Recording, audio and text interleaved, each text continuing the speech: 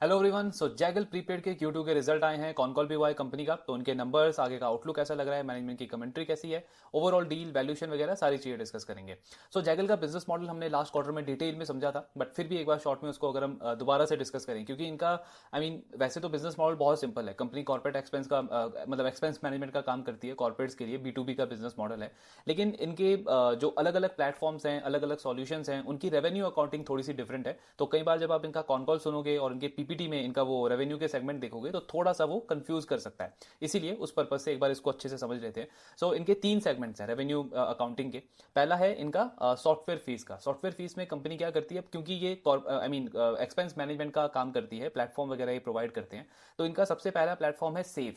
Save जो platform है वो कॉर्पोरेट को एम्प्लॉयज के रिलेटेड एक्सपेंस वगैरह मैनेज करने में हेल्प करता है। कैसे हेल्प करता है? तो आप एक कॉर्पोरेट के पर्सपेक्टिव से सोचो, तो उनके जो एम्प्लॉयज हैं उनके बहुत सारे एक्सपेंसेस होते हैं। जैसे सिर्फ यहाँ पे हम नॉन सैलरीड वाले पार्ट की बात कर रहे हैं। सैलरी एक्सपेंस तो अलग हो गया। नॉन सैलरी में जैसे ट्रैवल एक्सपेंस होता है उनका, वो फील्ड पे जाते हैं, सेल्स मार्केटिंग के पर्पज से जाते हैं, या फिर आपका मील का एक्सपेंस हो गया, या फिर और कोई और अदर इंसेंटिव आप उनको देते हो, उसके रिलेटेड जो एक्सपेंसेस वगैरह होते हैं। तो उसको मैनेज करने के लिए इन्होंने ये सेव प्लेटफॉर्म बनाया, जहां पे एक कॉर्पोरेट अपने एम्प्लॉयज के रिलेटेड सारे एक्सपेंस को मैनेज कर सकता है।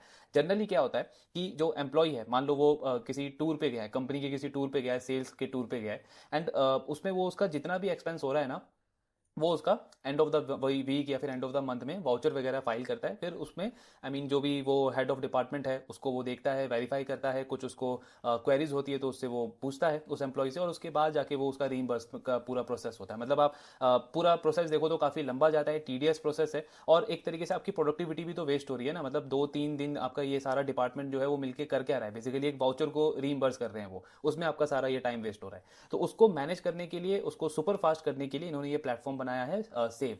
सेव प्लेटफॉर्म में मतलब जो एम्प्लॉय है वो रियल टाइम में कोई भी वाउचर का इमेज क्लिक करके, अगर वो ट्रैवल भी कर रहा है उस टाइम पे, इमेज क्लिक करके उस पर अपलोड कर देगा। जो भी उसका वो अकाउंटेबल पर्सन है वो उसको वेरीफाई करेगा। प्लस इसमें एआई भी इन्होंने ऐड किया है। तो जैसे एआई को आप इसमें प्रॉम्प्ट दे सकते हो कि कोई भी आपको अनयूजुअल एक्सपेंस दिखता है उसको आप एज अ रेड फ्लैग हमको हाईलाइट कर सकते हो। एग्जाम्पल के लिए, जैसे जनरली किसी कॉर्पोरेट में मंथली जो ट्रैवल एक्सपेंस है एम्प्लॉय का, मान लो आप 10,000 रुपीज है। अब किसी मंथ में सडनली किसी एम्प्लॉय ने 15,000 का ट्रैवल एक्सपेंस का जो वाउचर है वो फाइल कर दिया है। तो जो एआई है ना, ये सेव प्लेटफॉर्म के अंदर वो उसको हाईलाइट कर देगा कि ये एकदम से रेड फ्लैग है, एकदम से आपकी अनयूजुअल एक्सपेंसेस यहाँ पे इंक्रीज हो गए। तो वो जो आपका हेड ऑफ डिपार्टमेंट है फिर उसको वो इंक्वायरी कर सकता है, उसको वो मैनेज कर सकता है। मतलब बेसिकली ये बनाया क्यों है कि आप रियल टाइम में कहीं पे भी प्रॉब्लम आइडेंटिफाई कर रहे हो उसको आप कंट्रोल कर लो। एट द सेम टाइम जो भी आपको एम्प्लॉय को रीइंबर्स वगैरह करना है उसको आप सुपर फास्ट तरीके से करो, ताकि एम्प्लॉय भी अपना सेटिस्फाइड रहे और आपका भी जो ऑपरेशन का काम है वो स्मूथ चले। तो ये इनका सेव प्लेटफॉर्म है। अब इससे कंपनी अर्न करती है सब्सक्रिप्शन फी, सब्सक्रिप्शन इनकम। जैसे हम नेटफ्लिक्स यूज करते हैं, वहां पे सब्सक्रिप्शन पे करते हैं, उसी तरीके से जो ये कॉर्पोरेट्स हैं सेव प्लेटफॉर्म यूज करने का सब्सक्रिप्शन पे करते हैं, और इनको प्लेटफॉर्म फीस के डिवीजन के अंदर ये इनकम आता है। फिर इसी के अलावा एक और प्लेटफॉर्म है कंपनी का जॉयर। अब कॉर्पोरेट का सिर्फ एम्प्लॉय के रिलेटेड एक्सपेंस होता नहीं है ना, वेंडर्स भी होते हैं। और वेंडर भी ऐसा नहीं कि सिर्फ रॉ मटेरियल लेने वाले वेंडर्स हैं। मतलब आप देखो तो ऑफिस के रिलेटेड ही बहुत सारे अलग अलग वेंडर्स होते हैं। स्टेशनरी का वेंडर अलग है, आईटी के रिलेटेड वेंडर अलग है, मार्केटिंग का कोई कैंपेन आप रन करवा रहे हो उसके लिए कोई अलग वेंडर है। तो हंड्रेड्स ऑफ वेंडर्स होते हैं एक कॉर्पोरेट के अंदर। सबको आपको पे करना होता है, किसी को मंथली बेसिस पे, किसी को वीकली बेसिस पे, किसी को प्रोजेक्ट बेसिस पे, किसी को क्वार्टरली बेसिस पे, किसी को एनुअली बेसिस पे। अगेन आप इसको मैनेज अगर आप करने जाओगे खुद से, अलग अलग डिपार्टमेंट इसमें इन्वॉल्व होते हैं, उतनी एफिशिएंसी नहीं होती। तो इनका ये जॉयर प्लेटफॉर्म सेम उसी तरीके से हेल्प करता है। मतलब आपको एक्चुअली आप इसमें ट्रैक भी कर सकते हो कि किस वेंडर का मतलब किस दिन पे पेमेंट होता है, और कैश फ्लो भी आप उसके अकॉर्डिंग अपना मैनेज कर सकते हो। एग्जांपल के लिए कि अगले वीक में अगर मेरे बहुत सारे वेंडर्स को पेमेंट जाना है, मतलब मेरे बिजनेस से कैश आउटफ्लो होना है, तो उसके अकॉर्डिंग मैं प्रिपेयर कर सकता हूँ कि वो जो होता है ना ऑफिस में पैटी कैश जो मैनेज करते हैं, कि मैं उसको मैनेज करके रखूँ, वो टाइम पे हो। प्लस एक और चीज में आपको ये हेल्प करता है, मतलब क्योंकि रियल टाइम आपको इनसाइट्स दे रहा है, तो आप वेंडर को कंपेयर भी कर सकते हो। फॉर एग्जाम्पल मैं कोई एक रॉ मटेरियल 3-4 अलग अलग वेंडर से परचेज करता हूं, तो उसमें देख सकता हूं कि ये वाला जो वेंडर है ये मुझे सही रेट पे दे रहा है, तो मैं बाकी वेंडर से नेगोशिएट कर सकता हूं, या फिर उनको मैं सिस्टम से रिमूव कर सकता हूं। इन सारी चीजों में भी मुझे वो हेल्प करता है। तो ये इनका जोयर प्लेटफॉर्म है। अगेन इसको यूज करने के लिए कंपनी को सब्सक्रिप्शन पे करना पड़ता है, और कंपनी को वो फ्लैट मतलब ये जो जाइगर प्रीपेड है ये प्लेटफॉर्म फी के अंदर इसको अकाउंट करती है। फिर इनका एक और तीसरा प्लेटफॉर्म है प्रोपेल। अब प्रोपेल क्या है, कॉर्पोरेट्स में रिवॉर्ड इंसेंटिव भी दिए जाते हैं, मतलब जैसे ये अभी फेस्टिव सीजन गया आपका पूरा, नवरात्रि से लेकर के दिवाली धनतेरस तक, इनमें आप देखोगे नेचर ऑफ बिजनेस किसी का कुछ भी हो, कोई एफएमसीजी बिजनेस हो, कोई रिटेल बिजनेस हो, कोई कार बनाने वाली कंपनी हो, सबका बिजनेस बहुत अच्छा चलता है। मतलब हर एक बिजनेस जो है वो बिल्कुल जोश में होता है कि हमको ज़्यादा से ज़्यादा अपना प्रोडक्ट सेल करना है। क्यों सेल करना है? बिकॉज फेस्टिव सीजन है, कंज्यूमर जो है वो बिल्कुल रेडी है स्पेंड करने के लिए। तो वहाँ पे आप अपनी सेल्स टीम को, मार्केटिंग टीम को थोड़ा सा और पुश करते हो, मतलब उनको और थोड़ा सा मोटिवेट करते हो कि आपको रिवॉर्ड्स वगैरह मिलेगा अगर आपने इतना टारगेट अचीव किया, इंसेंटिव मिलेगा अगर आपने इतना टारगेट अचीव किया। तो ये रिवॉर्ड इंसेंटिव प्लेटफॉर्म जनरेट करने का आपका ये प्लेटफॉर्म है प्रोपेल। प्लस सिर्फ आपके एम्प्लॉयज़ ही नहीं होते, मतलब एक कॉर्पोरेट के लिए उनके चैनल पार्टनर्स भी होते हैं, उनके रिटेलर्स होते हैं, होलसेलर्स होते हैं, डिस्ट्रीब्यूटर्स होते हैं, तो उनको भी आप सेम ये रिवॉर्ड इंसेंटिव वगैरह यहाँ से इशू कर सकते हो इस प्रोपेल प्लेटफॉर्म को यूज़ करके। तो इसमें भी आप जो इसको यूज़ करते हो सब्सक्रिप्शन पे करते हो और वो इनका फी इनकम आता है प्लेटफॉर्म फी इनकम के अंदर। तो ये हो गया इनका पहला रेवेन्यू का सेगमेंट। अब जैगल ने ना मतलब बहुत स्मार्टली यहाँ पे थोड़ा सा बोल सकते हो उन्होंने प्ले किया है। इन्होंने आई मीन अपने रेवेन्यू को ना पर्टिकुलरली किसी एक चीज़ के ऊपर डिपेंड नहीं रखा है। बिकॉज आप देखो जैगल बहुत छोटी कंपनी है, आई थिंक 1,500-2,000 करोड़ का तो इनका साल का रेवेन्यू है। और ये जिन कॉर्पोरेट्स के साथ में डील करते हैं वो इनसे साइज में ऑलमोस्ट 50 to 100 टाइम बड़े हैं अगर आप साइज में कंपेयर करोगे। तो मतलब बार्गेनिंग पावर आपके पास में कभी नहीं आएगी अगर आप एक ही क्लाइंट से ज़्यादा रेवेन्यू उनसे लेने का कोशिश करोगे। बिकॉज वो कॉर्पोरेट भी बोलेगा ना कि मतलब आप मेरे को डायरेक्ट सेल्स में तो हेल्प कर नहीं रहे हो, ऐसा कोई प्रोडक्ट या ऐसा कोई टूल तो मुझे नहीं दे रहे कि जो मेरे सेल्स को 5 टाइम इंक्रीज कर दे या इवन 50% भी इंक्रीज करे। तो वैसा तो कुछ नहीं है, आप मेरे डे टू डे ऑपरेशन को मैनेज करने में हेल्प कर रहे हो, जो कि ठीक है, लेकिन स्टिल इंडियन कॉर्पोरेट्स इतना ज्यादा उसके लिए पे नहीं करेगा। तो इन्होंने क्या किया, उसको बहुत अच्छे से डाइवर्सिफाई किया हुआ है। तो एक तो ये प्लेटफॉर्म से कमाते हैं, दूसरा ये कंपनी ऑफर करती है प्रीपेड कार्ड। प्रीपेड कार्ड और क्रेडिट कार्ड भी ऑफर करते हैं। अभी तक कमर्शियल क्रेडिट कार्ड ऑफर करते थे, कॉर्पोरेट क्रेडिट कार्ड, अब कंपनी रिटेल क्रेडिट कार्ड के भी अंदर एंटर कर रही है, लेकिन अभी उसका रेवेन्यू आता नहीं है तो उसको अभी साइड पे रखते हैं। तो इनका दूसरा जो रेवेन्यू का सेगमेंट आप इनके पीपीटी में देखोगे वो आता है प्रोग्राम फीस के अंदर। प्रोग्राम फीस क्या है? सो ये कंपनी कॉर्पोरेट्स को बोलती है कि आपके ये जो एम्प्लॉयज़ हैं ये ट्रैवल वगैरह करते हैं, मील अलाउंसेस होता है इनका, तो आप ये प्रीपेड कार्ड मतलब इनके अराउंड 18-19 बैंक्स के साथ में इनका पार्टनरशिप है और इंडिया में सबसे ज़्यादा प्रीपेड कार्ड इशू करने वाली कंपनी है जैगल प्रीपेड। तो ये अपने कॉर्पोरेट को बोलते हैं कि आप ये प्रीपेड कार्ड ले लो, अपने एम्प्लॉय को दे दो और आपका एम्प्लॉय जो भी एक्सपेंस वगैरह करेगा वो इसके थ्रू कर सकता है। प्रीपेड कार्ड बेसिकली होता क्या है, जैसे पहले के टाइम पे हम वो मोबाइल में प्रीपेड रिचार्ज कराते थे ना कि 100 का रिचार्ज कराया तो 100 का टॉक टाइम मिलेगा, फिर कुछ मैसेजेस आप करोगे तो उसका भी 1-2 रुपये कटता था। तो बिल्कुल वैसा ही है, मतलब क्रेडिट कार्ड का बिल्कुल अपोजिट है। तो जितना आपने अमाउंट उसमें ऐड कर दिया, लोड कर दिया प्रीपेड कार्ड में, आपका जो एम्प्लॉय है उतना उसको यूज कर सकता है। इसमें आपका एक्सपेंस बेसिकली कंट्रोल में भी आ जाता है। एग्जांपल के लिए आपने किसी एम्प्लॉय को किसी टूर पे भेजा और आपने उसमें प्रीपेड कार्ड में 10,000 का अमाउंट लोड कर दिया। अब वो जो एम्प्लॉय है वो किसी भी केस में उससे ज्यादा एक्सपेंस कर ही नहीं सकता, मतलब एक्सपेंस मैनेजमेंट आपका इसमें थोड़ा सा अच्छा हो जाता है। और यहाँ से जैगल कैसे अर्न करता है, तो जो वो प्रीपेड कार्ड जो उन्होंने इशू किया है बैंकिंग पार्टनर के साथ में मिलकर, तो जब भी उस पर जो ट्रांजेक्शन होता है ना, तो मर्चेंट से आप एग्जाम्पल के लिए मान लो 1.5 से 2% का आप उसमें मर्चेंट से फी चार्ज करते हो। अब उस टोटल फी इनकम का आपका रेवेन्यू जो है वो शेयर होता है बैंक के बीच में और जैगल प्रीपेड के बीच में। जनरली जो इनका कहना है कि 70 से 80% वो जैगल के केस में आता है और बाकी 20-30% बैंक के पास में आता है। यानी कि एग्जांपल के लिए कि अगर ₹1 का रेवेन्यू जनरेट हुआ है तो उसमें से 70-80% जैगल के पास जाएगा, बाकी का बैंक के पास में जाएगा। पॉइंट आता है कि बैंक क्यों इनके साथ में रेवेन्यू शेयरिंग करता है, तो मतलब बिल्कुल कॉमन सेंस की चीज़ है कि बैंक को बैठे बिठाए इतने बड़े बिजनेसेस मिल गए ना, और जैगल जो है वो उसका कॉम्पिटिटर नहीं है, वो कोई कासा का प्रोडक्ट नहीं दे सकता उन कॉर्पोरेट्स को। लेकिन बैंक के लिए अगर आप देखो तो उनको एक ऐसा कॉर्पोरेट मिल गया बैठे बिठाया जिसका एम्प्लॉय बेस 3,000, 4,000, 5,000 का है। अब उस कॉर्पोरेट के एम्प्लॉयज को वो जितने चाहे उतने प्रोडक्ट्स क्रॉस सेल कर सकता है। उसका कासा अकाउंट, उसका एफडी, उसका insurance, investment products, car loan, business loan, home loan, personal loan, मतलब कितने सारे प्रोडक्ट्स वो सेल कर सकता है और साथ में उसको फ्री में फी इनकम भी मिल रहा है। तो इसलिए बैंक इनके साथ में पार्टनरशिप करता है और इनके अराउंड 18-19 बैंक के साथ में आज के टाइम पे पार्टनरशिप है। तो ये इनका दूसरा इनकम हो गया प्रोग्राम फीस वाला। इसमें ये कॉर्पोरेट्स को भी कार्ड देते हैं कि आपको भी अगर वेंडर वगैरह को पे करना है तो आप भी सेम कार्ड वगैरह यूज करके हमारा पे कर सकते हो। तो ये हो गया इनका दूसरा रेवेन्यू वर्टिकल। तीसरा आता है आपका प्रोपेल पॉइंट्स। अब प्रोपेल पॉइंट में एक तो वो सब्सक्रिप्शन फी होता है, दूसरा कंपनी क्या करती है, जो आपके मर्चेंट्स है ना, जैसे अमेजोन हो गया, फ्लिपकार्ट हो गया, मिंत्रा हो गया, प्लस और जो आपके ये D2C कंपनीज है जैसे मामा अर्थ हो गया, इस तरीके की जो कंपनीज है, उनके वाउचर्स वगैरह ये कॉर्पोरेट्स को सेल करते हैं, बिकॉज वो इंसेंटिवाइज करते हैं ना अपने एम्प्लॉयज़ को, अपने ये चैनल पार्टनर्स को। तो ये जो कंपनी है जैगल प्रीपेड, इनको वो मिलता है डिस्काउंट में, बिकॉज ये बल्क में परचेज करते हैं और फिर ये जो जिस रेट पे सेल करते हैं अपने कॉर्पोरेट्स को, बीच का जो मार्जिन है वो इनका प्रॉफिट होता है। अब इसमें एक चीज मतलब थोड़ा सा आपको समझना है कि हिस्टोरिकली अगर आप इनका ये P&L देखोगे ना जैगल प्रीपेड का, तो आपको दिखेगा लास्ट 3-4 ईयर्स में इस कंपनी के जो रेवेन्यू है वो ऑलमोस्ट 6 टाइम इंक्रीज हो गया है। बट वो मेनली इसलिए हुआ है कि ये जो जो वो वाउचर्स वगैरह जो परचेज करते हैं ना, उसका पूरा ग्रॉस अमाउंट ये अपने रेवेन्यू में काउंट करते हैं, जबकि एक्चुअली प्रॉफिट इनका वही है जो बीच का गैप है, जिस रेट पे ये कॉर्पोरेट को सेल कर रहे हैं उससे उसका जो बीच का गैप है।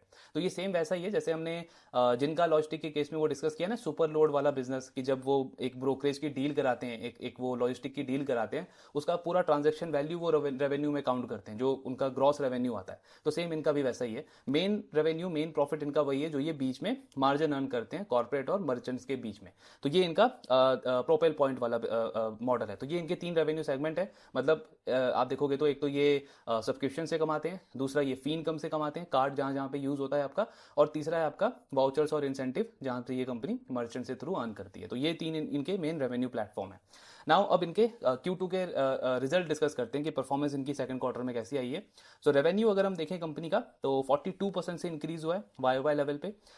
एडजस्टेड एबिटा अगर आप देखोगे इसमें 48% की ग्रोथ है, और रिपोर्टेड एबिटा इसमें 65% की ग्रोथ है। दोनों में डिफरेंस क्या है, तो बेसिकली रिपोर्टेड एबिटा में जो ईसॉप होता है ना, एम्प्लॉयज को जो आप ईसॉप देते हो उसको आप रिड्यूस कर देते हो, उसको आप हटा देते हो, तो आपका इसमें 65% की ग्रोथ है।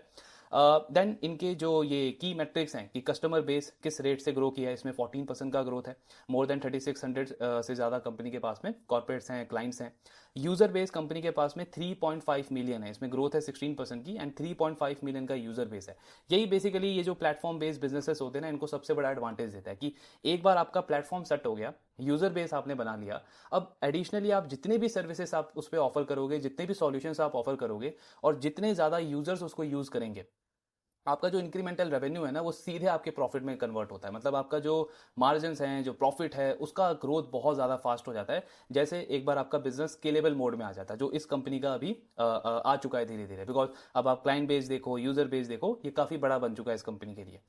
फिर सॉफ्टवेयर फीस, वो जो हम प्लेटफॉर्म फीस बोल रहे थे वो एक्चुअली सॉफ्टवेयर फीस है। तो सॉफ्टवेयर फीस में अगर हम रेवेन्यू देखें तो 24% की ग्रोथ है कंपनी की। प्रोग्राम फीस इसमें 38% का ग्रोथ आया है Q2 में। फर्स्ट क्वार्टर में ये थोड़ा सा स्लो था, लेकिन सेकंड क्वार्टर में इसमें बहुत अच्छी ग्रोथ आई है। प्लस अगर आप प्रोपेल वाला प्लेटफॉर्म देखोगे कंपनी का, तो उसमें भी 47% के आसपास की ग्रोथ है। देन पैट का अगर हम नंबर देखें कंपनी का, तो Q2 में 79% की ग्रोथ है, और पूरे फर्स्ट हाफ में इसमें 68% की ग्रोथ देखने को मिली है। कुछ नए स्ट्रेटेजिक अलायंसेज वगैरह हम देखें तो ये कंपनी हर एक क्वार्टर में ये करती है अपडेट वगैरह। इस क्वार्टर में आप देखोगे तो इन्होंने AU स्मॉल फाइनेंस बैंक के साथ में मिलकर अपना को ब्रांडेड रिटेल कार्ड लॉन्च किया, जो अभी हमने डिस्कस किया। अभी कॉन कॉल में और इसको समझेंगे, मैनेजमेंट ने इस बिजनेस के ऊपर भी आगे गाइडेंस दिया है, तो उसको भी डिस्कस करेंगे।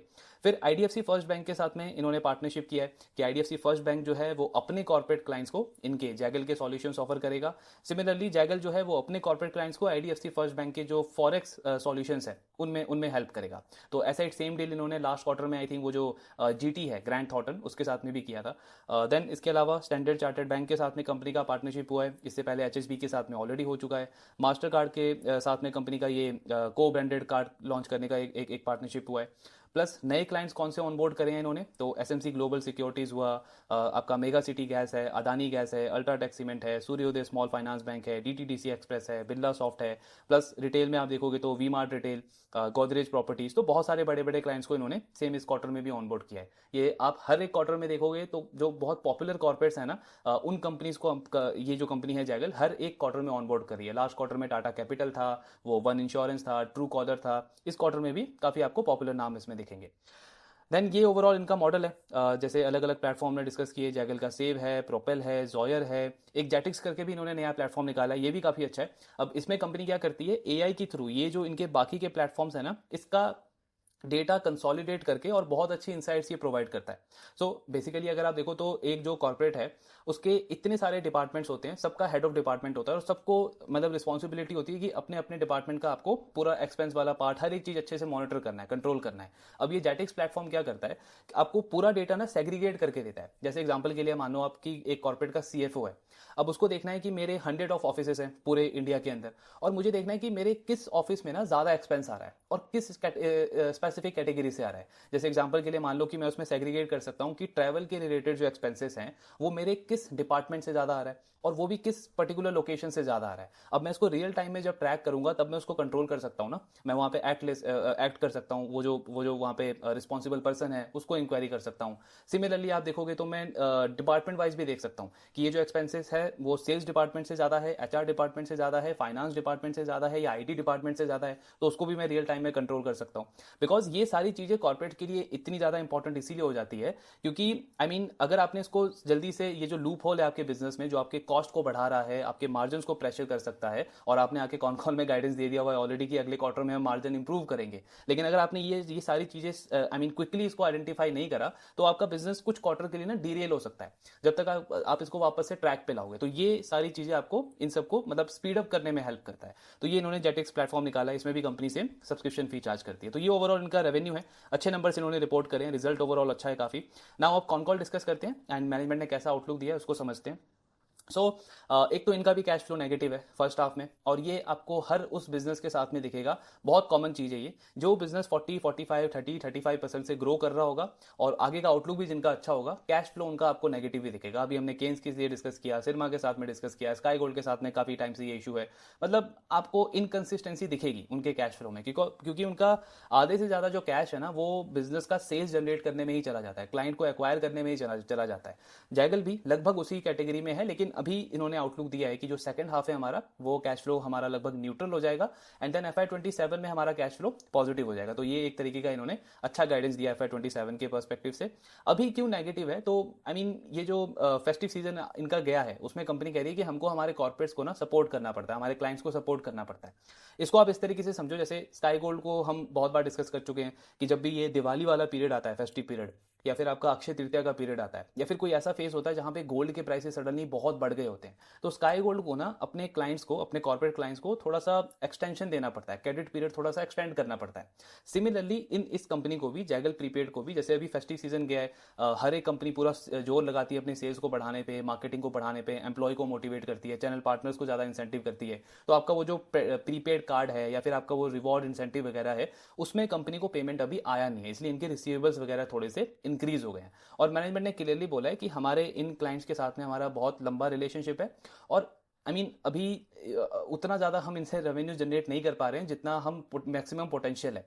तो आगे चल के हमको बिजनेस को ग्रो करना है, उस क्लाइंट के साथ में हमारा मार्केट शेयर गेन करेगा, सो वो सारी चीज़ों के लिए हमको ये थोड़ा सा बेनिफिट उनको देना पड़ता है, सपोर्ट देना पड़ता है। तो मतलब ये एक तरीके का नेचर ऑफ बिजनेस बोल सकते हो। बट इसके बाद भी इन्होंने गाइडेंस दिया है कि सेकंड हाफ में ये चीज़ न्यूट्रल हो जाएगी और अगले साल से FY27 से कैश फ्लो कंपनी का पॉजिटिव हो जाएगा। देन ग्रोथ गाइडेंस इन्होंने इंक्रीज किया है। सो लास्ट क्वार्टर में जब हमने इनको डिस्कस किया था तो मैनेजमेंट ने बोला था कि हम इंटरनली फील कर रहे हैं कि गाइडेंस बढ़ाना चाहिए, बट स्टिल हम एक क्वार्टर का वेट करेंगे। इस क्वार्टर में फाइनली इन्होंने गाइडेंस को इंक्रीज कर दिया है, 40 से 45% का ग्रोथ ये टारगेट कर रहे हैं अब FY26 के अंदर। पहले गाइडेंस था 35 से 40% का। इबिटा मार्जिन का गाइडेंस इन्होंने सेम रखा है 10 to 11%, पहले भी इतना ही था, अभी भी इतना ही है। फर्स्ट हाफ में इन्होंने हालांकि 10% का इबिटा रिपोर्ट करा है, तो चांसेस हैं कि आने वाले क्वार्टर्स में मार्जिन की ट्रेजेक्ट्री और अपवर्ड रह सकती है कंपनी की। देन इन्होंने लास्ट ईयर जो QIP वगैरह रेस किया था उसका मेन पर्पस ये था कि कंपनी कुछ एक्विजिशंस अपॉर्चुनिटी देख रही थी मार्केट के अंदर, तो उनमें से कुछ कंपनी को इन्होंने एक्वायर किया था, जैसे ये मोबाइल वेयर करके कंपनी है। सो इनका Q2 में रेवेन्यू आया है 24 करोड़। पिछले पूरे साल में इस कंपनी का रेवेन्यू था 33 करोड़, और Q1 में कितना रेवेन्यू था 17 करोड़, यानी कि फर्स्ट हाफ में इस बिजनेस ने लगभग 41 करोड़ का रेवेन्यू जनरेट कर दिया है। पिछले पूरे साल के रेवेन्यू को ऑलमोस्ट 30 से 40% आउट परफॉर्म कर दिया है अभी फर्स्ट 6 मंथ्स के अंदर। ये डिस्कस करना क्यों जरूरी है, बिकॉज इससे आपको ये आइडिया लगता है कि जो इन्होंने एक्विजिशंस वगैरह करे हैं वो कंपनी के लिए ग्रोथ एक्रेटिव है, प्लस मार्जिन एक्रेटिव भी है, बिकॉज इसका पैट अगर आप देखोगे Q2 में तो लगभग 5 करोड़ का है, तो पैट मार्जिन भी इसके अच्छे हैं और आपका बिजनेस का टॉप लाइन भी ग्रो कर रहा है। सिमिलरली और भी जो इन्होंने कुछ एक्विजिशंस करे हैं, जैसे ग्रीन एज करके एक कंपनी है, डाइस करके एक कंपनी है, ईसी सॉफ्ट करके एक कंपनी है। सो ये अभी इनका कंप्लीट एक्विजिशन नहीं हुआ है, ये प्रोसेस में चल रहा है। कंपनी का कहना है कि 1 से 2 जो पेपर वर्क है, जो डॉक्यूमेंटेशन है, वो बहुत जल्दी कंप्लीट हो जाएगा। प्लस एक और अच्छी चीज़ है कि इन सबका भी अगर आप रेवेन्यू ग्रोथ देखोगे ना, जैसे ग्रीन एज कंपनी ऑलमोस्ट 100% से ग्रोथ उसका एक्सपेक्टेड है FY26 के अंदर। फिर डाइस या एक और आपकी कंपनी है, उसका भी 50-60% का ग्रोथ एक्सपेक्टेड है FY26 में। तो मतलब ये सारे जो बिजनेसेस इन्होंने एक्वायर करे हैं और अभी मतलब आने वाले क्वार्टर्स में उसका कंप्लीट एक्विजिशन हो जाएगा, ये कंपनी के टॉप लाइन की ग्रोथ को और ज्यादा इंक्रीज करते हैं। तो इन्होंने जो अभी गाइडेंस दिया है 40 से 45% का, ये सिर्फ ऑर्गेनिक ग्रोथ है, इसमें ये कोई भी इनऑर्गेनिक ग्रोथ अभी इन्होंने ऐड नहीं करा है, एक्विजिशन इसमें ऐड नहीं किया है। अगर ये कंपनी टाइमली कर लेती है और कंसोलिडेटेड नंबर्स में इनका आ जाता है तो एक्चुअल ग्रोथ कंपनी का इससे बहुत अच्छा हो सकता है। आई थिंक 60-70% के आसपास तो बहुत आराम से कंपनी ग्रो कर सकती है। बट स्टिल हमें अभी कंजर्वेटिवली कंपनी का जो खुद का स्टैंड अलोन बिजनेस का है 40 से 45% उसको ही लेके चलना है। तो ये इनका एक्विजिशन वाला पार्ट है। देन ग्लोबली एक्सपैंड करने को देख रहे हैं, हमने लास्ट क्वार्टर में भी डिस्कस किया था। तो अभी इनका मेन फोकस है यूएस और मिडिल ईस्ट वाले मार्केट पे। गिफ्ट सिटी में ये एक ऑफिस ओपन करने को देख रहे हैं, देन उसके बाद कंपनी मिडिल ईस्ट में भी एक ऑफिस ओपन करने को देखेगी। वारंट इशू किया है इन्होंने। तो एक तो ये जो BCCL जो आपकी कॉर्पोरेट है, टाइम्स ऑफ इंडिया जो ग्रुप है ना, उसकी पेरेंट कंपनी है ये। टाइम्स ऑफ इंडिया जिसका इकोनॉमिक टाइम्स है, टाइम्स ऑफ इंडिया है, उसकी पेरेंट कंपनी है, तो उसको इन्होंने वारंट इशू किया है। इसके अलावा जो कंपनी के प्रोमोटर्स हैं उन्होंने भी इसमें पार्टिसिपेट किया। आई थिंक वारंट का इशू प्राइस है 560 के आसपास का। तो मतलब वैसे तो ऑफकोर्स इसको पॉजिटिवली देखा जाता है किसी भी बिजनेस के लिए, लेकिन हमको मेन फोकस हमेशा ना बिजनेस की परफॉर्मेंस पे रखना है। मतलब वैसे तो ये बोला जाता है कि एक तरीके का मैनेजमेंट बहुत ज्यादा कॉन्फिडेंट है अपने बिजनेस के पर्सपेक्टिव को लेकर के, एंड इसका मतलब स्टॉक प्राइस उससे ज्यादा अच्छा हो सकता है आने वाले 12-18 महीने के अंदर। लेकिन आई मीन इसको जनरलाइज नहीं कर सकते, बहुत बार चीजें आपकी अपोजिट भी हो जाती है। तो बेटर है कि हमारा फोकस बिजनेस परफॉर्मेंस पे ही रहे। एंड जैगल के केस में एक और अच्छी चीज ये है कि जब से ये कंपनी लिस्ट हुई है ना, आई मीन बिजनेस की परफॉर्मेंस में आपको कोई भी बहुत सीरियस कंसर्न नहीं दिखेगा। आई मीन हार्डली कोई ऐसा क्वार्टर है जहां पे इन्होंने खराब परफॉर्म किया हो।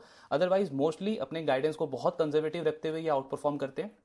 एंड ये आपको थोड़ा सा एक ना कन्विक्शन देता है बिजनेस के ऊपर।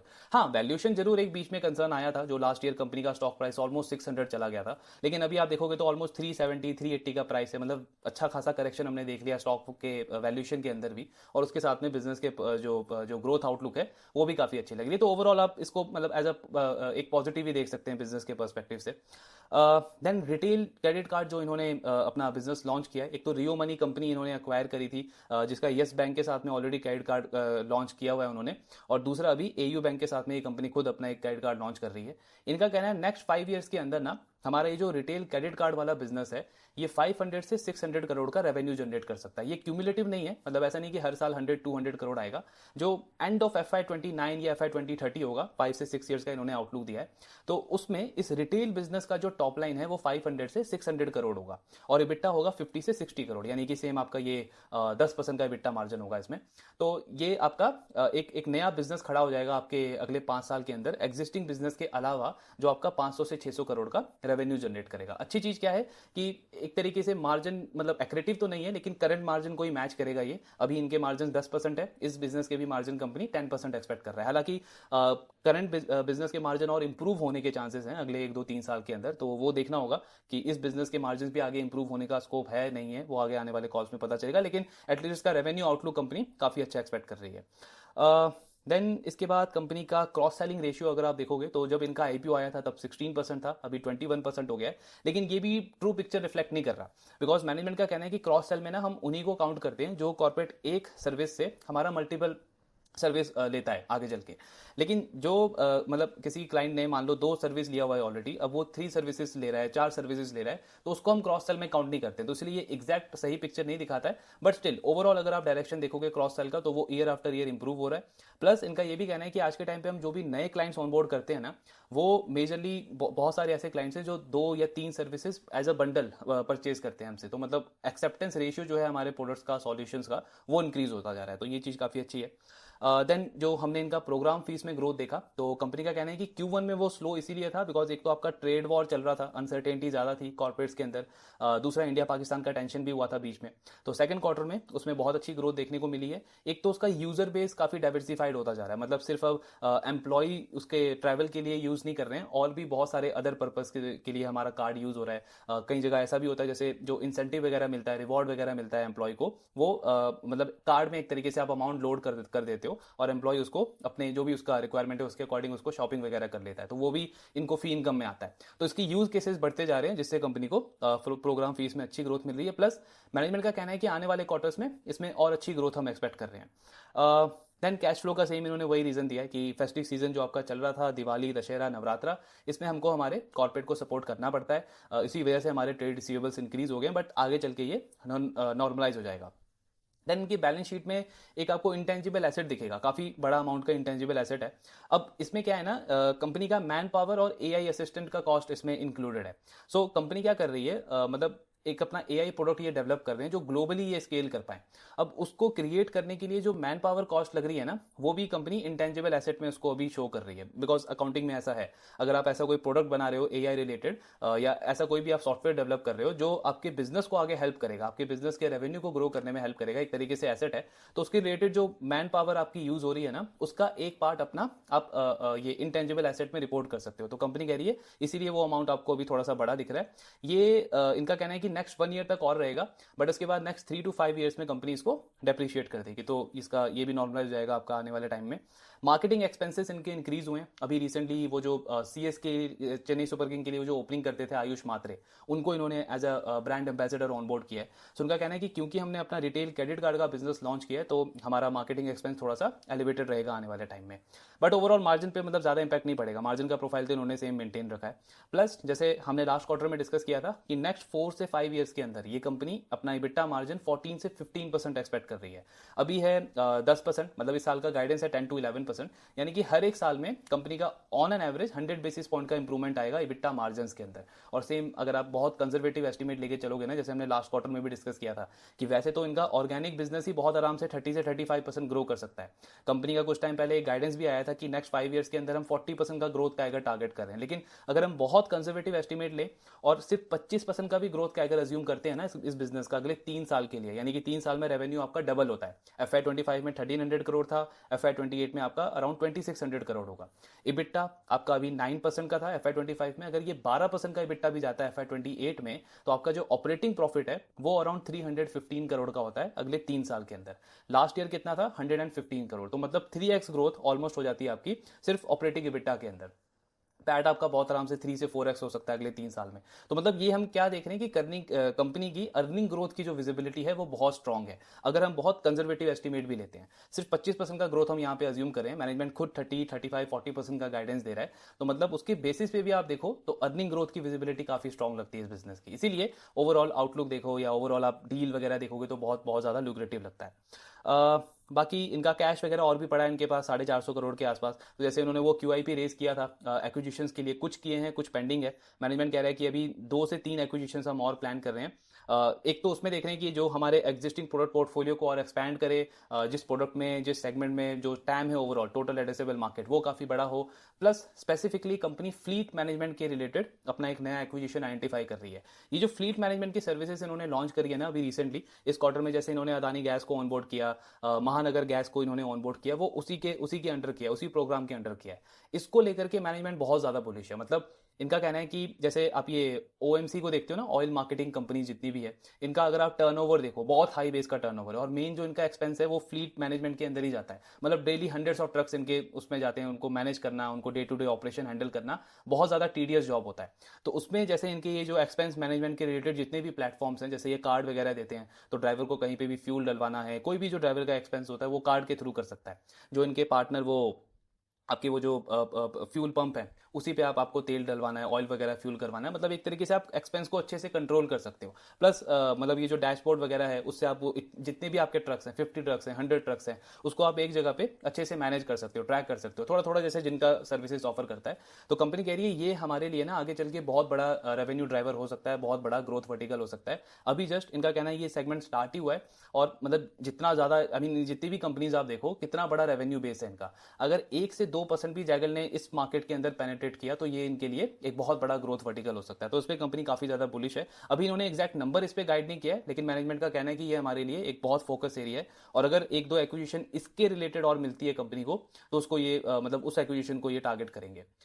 फिर इनका जो रिटेल क्रेडिट कार्ड का जो बिजनेस है उसमें क्रेडिट रिस्क इनके बुक पे नहीं है, क्रेडिट रिस्क जाएगा बैंक के बुक पे। कंपनी का फोकस रहेगा कस्टमर एक्विजिशन के ऊपर, मार्केटिंग के ऊपर, डिस्ट्रीब्यूशन के ऊपर, और इनका कहना है कि वैसे भी इस बिजनेस में क्रेडिट रिस्क जो है ना वो काफी लो रहेगा, बिकॉज हमारा अगर आप क्लाइंट बेस देखो तो इंडिया के जितने बड़े बड़े कॉर्पोरेट्स हैं सब हमारे क्लाइंट हैं, और हम फोकस ही करेंगे सैलरीड इंडिविजुअल्स को। इनका कहना है कि कोविड का अगर आप पीरियड देखोगे ना, तो वो ये चीज शो करती है कि जो सैलरीड कस्टमर्स हैं वो सबसे कम डिफॉल्ट करते हैं और उनका रिकवर करने का चांस भी सबसे फास्ट होता है।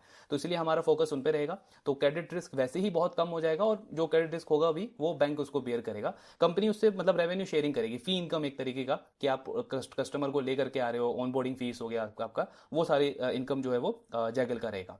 देन एक इनका वो ब्रूम करके प्लेटफॉर्म है, अगेन वो भी एक्सपेंस मैनेजमेंट के रिलेटेड है, प्लस आपको डेटा कंसोलिडेट करके देता है, डेटा सेग्रीगेट करके देता है। तो कंपनी कह रही है कि इस प्लेटफॉर्म में अगर जो हमारा कॉर्पोरेट है, हमारा जो क्लाइंट है, अगर वो पेमेंट जो करता है वेंडर को या कॉर्पोरेट को, हमारा कार्ड यूज करके नहीं भी करता है ना, स्टिल हम 2 से 3% का इनकम उससे अर्न करते हैं, क्योंकि वो हमारा सॉफ्टवेयर यूज कर रहा है। क्योंकि इस सॉफ्टवेयर से हमारा जो क्लाइंट है वो 20 से 30% तक का जो अपना एक्सपेंस है, जो अपना कॉस्ट है, उसको सेव करता है। तो कॉर्पोरेट भी काफी मतलब इस चीज से ओके है कि 20 से 30% उसका एक्सपेंस सेव हो रहा है, तो 2 से 3% रेवेन्यू शेयरिंग में उसको कोई प्रॉब्लम होता नहीं है। तो इस तरीके का पेनिट्रेशन है कंपनी का। देन अगर हम क्लाइंट स्टिकीनेस के पॉइंट ऑफ व्यू से देखें कि कौन सा ऐसा प्रोडक्ट है जो क्लाइंट एक्विजिशन में इनको हेल्प करता है, तो उनका कहना है कि सेव जो प्लेटफॉर्म है हमारा, वो मतलब क्लाइंट एक्विजिशन एक तरीके से हमको सबसे ज़्यादा हेल्प करता है। किसी भी क्लाइंट को एक्वायर करना हो तो सेव प्लेटफॉर्म उसमें सबसे बड़ा रोल प्ले करता है। फिर उसके बाद हमारे क्रॉस सेलिंग में आपके ये प्रोपेल हो गया, या आपका ये दूसरा जो प्लेटफॉर्म्स है जॉयर वगैरह, ये हेल्प करते हैं। लेकिन यूज बेस के बेसिस पे, मतलब यूज केस के बेसिस पे देखा जाए तो कंपनी का कहना है कि अगर आप जॉयर प्लेटफॉर्म को देखोगे ना, तो उसका मार्केट सबसे ज़्यादा बड़ा लगता है। बिकॉज कोई भी नेचर ऑफ बिजनेस हो, उनका हर एक बिजनेस का जो वेंडर वाला पार्ट है ना, वो होता ही है। रिवॉर्ड इंसेंटिव में भी कई ऐसे बिजनेसेस हो जो इतना ज्यादा यूज ना करते हो, या एम्प्लॉय एक्सपेंसेस के लिए भी सेफ प्लेटफॉर्म बहुत सारे ऐसे कॉर्पोरेट्स हैं जो यूज ना करते हो, लेकिन वेंडर वाला पार्ट जो है वो हर एक कॉर्पोरेट के अंदर होता है और उसको ये एफिशिएंट बनाता है हमारा ये जॉयर प्लेटफॉर्म। तो उसका यूज केस के बेसिस पे देखें तो इसका मार्केट सबसे ज्यादा बड़ा है। लेकिन इन्होंने अपने अपनी खुद ही किसी कॉन कॉल में बोला था कि ये जो तीनों सेगमेंट है, जो तीनों मेन प्रोडक्ट है हमारे, चाहे प्रोपेल हो, सेव हो, जॉयर हो, ये आज उस स्टेज में है जहां पे आज से 10-15 साल पहले आपका वो टैली था, ईआरपी सिस्टम था, जहां पे बहुत सारे कॉर्पोरेट्स उसको मतलब ऑप्शनल देखते थे, अल्टरनेट एक तरीके से उसको देखते थे। लेकिन आज के टाइम पे वो एक बेसिक नेसेसिटी बन चुकी है। आप जीना सीखो का कॉन कॉल देखो, मतलब उनके जो मैनेजमेंट है वो कितना ज़्यादा चीज़ें हाईलाइट करते हैं कि जब से उन्होंने वो सेल्स फोर्स यूज़ करना स्टार्ट किया है, उनके बिजनेस में कितने अच्छे रिजल्ट आने स्टार्ट हुए हैं मार्केटिंग के रिलेटेड, कि कस्टमर को स्पेसिफिकली किस चीज़ पे प्रॉब्लम है उसके रिलेटेड वो सॉल्यूशन वहाँ पे डिलीवर कर पा रहे हैं। मार्केटिंग में उनको बहुत अच्छे रिजल्ट आ रहे हैं। तो वही चीज़ है कि इनका भी वही कहना है कि अगले 10-15 साल में आप देखोगे तो ये सारे जितने भी प्रोडक्ट्स हैं एक्सपेंस मैनेजमेंट के रिलेटेड, ये आपकी नेसेसिटी बन जाएगी हर एक कॉर्पोरेट की। प्लस सबसे इंपॉर्टेंट चीज क्या है कि एक बार एक सेक्टर का एक कंपनी जो है इसको यूज करना स्टार्ट करता है ना, तो आगे चल के बाकी कॉर्पोरेट्स को भी इस पे शिफ्ट करना ही पड़ता है। बिकॉज उनका कॉम्पिटिटर जो है वो ज्यादा एफिशिएंट होता जा रहा है, वो अपने कॉस्ट को ज्यादा अच्छे से मैनेज कर पा रहा है, अपने मार्जिन को ज्यादा अच्छे से कंट्रोल कर पा रहा है, इंप्रूव कर पा रहा है, हर एक चीज में वो एफिशिएंट हो रहा है। तो आगे चल के जो उनके कॉम्पिटिटर्स हैं उनको भी ये यूज करना ही पड़ता है, सेम जैसे ईआरपी सॉफ्टवेयर के साथ में हुआ। तो इसीलिए मैनेजमेंट इस पूरे सेगमेंट को, मतलब पूरे एक्सपेंस मैनेजमेंट वाले सॉल्यूशंस को बहुत ज्यादा बुलिश है इसके ऊपर। एंड जैसे उन्होंने पास्ट में भी बोला कि अभी तो वैसे ही बहुत कम कॉम्पिटिटर्स है, प्लस आगे चल के अगर और नए प्लेयर्स आ भी जाते हैं तो मार्केट बहुत बड़ा है, अभी पेनिट्रेशन इसमें बहुत ज्यादा बाकी है। सो ओवरऑल यही इनका कॉन कॉल था मेन। बाकी इनका एक्विजिशन को लेकर के एक और इन्होंने अपना स्ट्रैटेजी बताया है कि मेन जो फोकस होता है एक्विजिशन पे वो 2-3 चीज पे होता है। मतलब एक एक्विजिशन इस क्वार्टर में कंपनी करने वाली थी, बट उसको इन्होंने ड्रॉप कर दिया, कुछ इनको मतलब प्रॉब्लम लगा कि इंटीग्रेशन उसका सही बनेगा नहीं। इनका कहना है मेन हमारा फोकस होता है कि या तो वो मार्जिन एक्रेटिव होना चाहिए, या रेवेन्यू एक्रेटिव होना चाहिए, या फिर वो हमारे सिस्टम में एक ऐसा नया वर्टिकल ऐड करना चाहिए जिसमें आज हम करंटली प्रेजेंट नहीं है, या फिर वो हमें नया क्लाइंट, नया कस्टमर बेस ऐड करके दे, या फिर नया ज्योग्राफी एक्सपेंशन करके दे। तो ये सारी चीजें हों तब हम एक्विजिशन के लिए जाते हैं, अदरवाइज हम मतलब मोस्टली उस आइडिया को ड्रॉप कर देते हैं। सेम जैसा आप केन्स टेक्नोलॉजी के साथ में देखोगे, जो उन्होंने अभी वो रिसेंटली ऑगस्ट इलेक्ट्रॉनिक को जो एक्वायर किया है, उनका भी मेन पर्पज यही था कि उनके पास में वो ऑयल एंड गैस को सर्व करता है और केन्स टेक्नोलॉजी जो है उस वर्टिकल के अंदर नहीं है। तो एक अच्छा कॉम्प्लीमेंट करते हैं दोनों बिजनेसेस एक दूसरे को, इसलिए उन्होंने वो एक्विजिशन किया। सो ये ओवरऑल डिस्कशन था जैगल प्रीपेड के ऊपर। नंबर्स काफी अच्छे हैं। मैं ये तो नहीं बोलूंगा कि अनएक्सपेक्टेडली बहुत अच्छे नंबर थे, बिकॉज ये एक्सपेक्टेशन था। फर्स्ट क्वार्टर में मैनेजमेंट ने बोला था कि गाइडेंस अब बढ़ा सकते हैं, तो इसका मतलब है 40-45% का ग्रोथ तो आप डिलीवर कर ही सकते हो। तो उसी के आसपास नंबर्स आए हैं। हाँ, प्रॉफिटेबिलिटी के पार्ट पे बहुत अच्छे नंबर्स देखने को मिले हैं। ऑपरेटिंग लेवरेज काफी अच्छा है, मार्जिन कंसिस्टेंटली इंप्रूव हो रहे हैं कंपनी के। एंड जो गाइडेंस इन्होंने बढ़ाया है 40 से 45% का, अगर आप इनका टोटल रेवेन्यू पोटेंशियल देखो, लास्ट ईयर था 1300 करोड़। अगर हम 40% का भी रेवेन्यू ग्रोथ अज्यूम करके चले तो कंपनी का फुल ईयर का रेवेन्यू बनता है 1800 करोड़। अब फर्स्ट हाफ में इन्होंने किया अराउंड 760। इसका मतलब सेकंड हाफ में, क्योंकि आपका H2 बेटर होता है H1 के कंपैरिजन में, तो कंपनी बहुत आराम से 1050 50 करोड़ के आसपास रेवेन्यू रिपोर्ट कर सकती है। इबिट्टा मार्जिन फर्स्ट हाफ में है 10%, यानी कि ज्यादा चांसेस है कि मार्जिन यहां से आपके और इंप्रूव ही होने चाहिए। बट स्टिल अगर हम कंजर्वेटिव सेम H1 के मार्जिन प्रोफाइल लेके भी चले ना, तो भी कंपनी का जो H2 का पैट है वो अराउंड 85 करोड़ का होता है, और H1 का पैट आया कंपनी का 59 करोड़, यानी फुल ईयर का जो पैट है इनका वो 140-145 करोड़ के आसपास बनता है। Q1 में जब हमने अजम्पशन लिया था कंपनी का फुल ईयर का, तब इनका पैट बन रहा था 120 से 130 करोड़, बिकॉज ऐसा एक्सपेक्टेड नहीं था कि Q2 में भी इतना स्ट्रॉन्ग ऑपरेटिंग लेवरेज मिलेगा कंपनी को। तो वही हम बार बार डिस्कस करते हैं कि ऐसे बिजनेसेस, ऐसे स्टॉक सबसे इंटरेस्टिंग होते हैं कि जिनका करंट रिजल्ट इनके फ्यूचर वैल्यूएशन को और सस्ता बना दे। तो वही आपका जैगल के साथ में भी हुआ है, क्योंकि 140-145 करोड़ का अगर पैट आता है कंपनी का फुल ईयर का, तो आप फॉरवर्ड पी देखोगे तो वो बनता है 34 से 35 का, एंड पैग रेशियो अगर मैं देखने जाऊं तो वो आपका बनता है 0.5 से 0.6 का, और ये हम 40% की ग्रोथ पे अज्यूम कर रहे हैं। अगर आप इसकी मैनेजमेंट का ट्रैक रिकॉर्ड देखोगे तो ये गाइडेंस को मोस्टली आउट परफॉर्म करते हैं, यानी अगर 45% का ग्रोथ आया या 47-48% का ग्रोथ आया, तो आपका पैग रेशियो का नंबर, फॉरवर्ड पी का नंबर ये और कम हो सकता है, और ओवरऑल डील आपकी और ल्यूक्रेटिव हो सकती है। आई मीन ये जैगल प्रीपेड जो है ये उन कुछ बिजनेसेस में से आता है जो मतलब इतने सारे 15-16 सेक्टर जो हम डिस्कस करते हैं जिनमें आपको इस तरीके की डील दिख रही है। जैसे एक हमने जीना सीखो को डिस्कस किया, V2 रिटेल को डिस्कस किया, काइंड ऑफ उस कैटेगरी का डील कि बिजनेस की ग्रोथ भी है 40-45% और साथ में आपको पैग रेशियो भी मिल रहा है 0.5, 0.4, 0.6 के आसपास। बिकॉज हमने बार बार डिस्कस किया है कि सिर्फ लो पी या फॉरवर्ड पी कम हो या पैग रेशियो कम हो वो किसी स्टॉक की डील को बहुत इंटरेस्टिंग नहीं बनाता, क्योंकि उसमें बाकी सारे ये एलिमेंट्स भी होने चाहिए। जैसे आप मैं बार बार सेंको को डिस्कस करता हूं, सेंको बिजनेस में प्रॉब्लम नहीं है, लेकिन जस्ट आप उसका पैग रेशियो अगर आप देखोगे ना एग्जांपल के लिए, तो वो आपको दिखेगा कल्याण से भी अच्छा है या पीएन गडगिल से भी अच्छा है FY26 के बेसिस पे, क्योंकि लास्ट ईयर उनकी अर्निंग बहुत खराब थी, इस साल उनकी अर्निंग ग्रोथ अच्छी होगी, तो पैग रेशियो आपको दिख सकता है कि बहुत कम है, लेकिन इसका मतलब ये नहीं कि वो स्टॉक बहुत अट्रैक्टिव हो गया, बिकॉज उसके आप बाकी सारे फैक्टर्स देखोगे ना, चाहे टॉप लाइन की ग्रोथ हो, मार्जिन हो, या ROE ROC का नंबर हो, एक जो सस्टेनेबिलिटी होती है, एक जो कन्विक्शन आता है किसी बिजनेस के ऊपर, वो एलिमेंट सेंको में या और ऐसे बहुत सारे ऐसे बिजनेसेस हैं जिनका पी आपको लो दिख सकता है, लेकिन इतना अट्रैक्टिव बेट वो लगता नहीं है। पोर्टफोलियो पर्सपेक्टिव के बेसिस से, पोर्टफोलियो के बेसिस पे हमको ये सारी चीजें देखने होते हैं कि अभी लास्ट का ग्रोथ कितना चल रहा है 2-3 साल का, अभी कैसा ग्रोथ है, अगले 3-4-5 साल का ग्रोथ आउटलुक कैसा लग रहा है, मार्जिन यहाँ से बढ़ने के स्कोप ज्यादा हैं या सिमिलर लेवल पे रहेंगे, और आपका जो बॉटम लाइन है वो और ज्यादा रेट से ग्रो कर सकता है या सिमिलर लेवल्स पे रहेंगे, आपका ROE बढ़ने का चांस है या और नीचे डाइल्यूट हो सकता है, इक्विटी कंपनी को रेज करना पड़ेगा नहीं करना पड़ेगा, ये सारे फैक्टर्स देख करके आपको फिर वैल्यूएशन के ऊपर आना है, उसके बाद में हमको डील देखनी है। तो वही सारी चीजें, एंड जैगल जो है ऑफकोर्स अभी बहुत सारे मैट्रिक्स पे काफी अच्छा लग रहा है, बाकी इसका ट्रैकिंग कंटिन्यू रखेंगे। आपके जो भी डाउट्स हैं शेयर करते रहिए। Thank you very much.